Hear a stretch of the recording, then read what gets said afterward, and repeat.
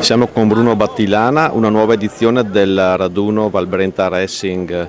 Com'è nata questa iniziativa? L'iniziativa è nata così, è un gruppo di amici che si sono ingegnati a fare da mangiare, ovviamente, che stanno facendo da mangiare, e abbiamo dato questo nome per creare un gruppo di amici che hanno le auto, che hanno le macchine e che si fanno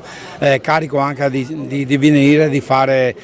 il loro volontariato, perché se non viene la gente noi non lavoriamo e non possiamo creare queste cose. Ovviamente il gruppo è bellissimo, perché tutti quanti, come si vede adesso anche qua, c'è un gazebo, c'è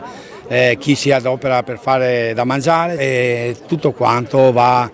a buon fine e va per beneficenza. Un'altra cosa che in pratica noi ci piace fare è promuovere qualche iniziativa, tipo di andare su qualche posto, far conoscere a gente che non è del posto e che magari macina 200 km per venire qua, per andare a scoprire un territorio, la cultura, il territorio, la bellezza del contorno del paesaggio, dove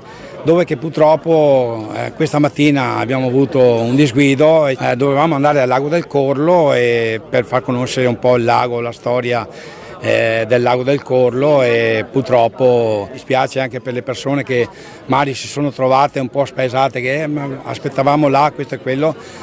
Purtroppo è andata così, siamo dovuti andare via e ci dispiace, perché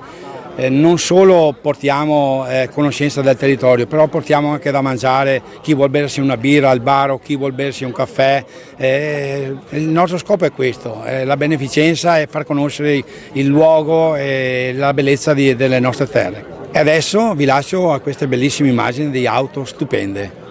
godetevele tutte.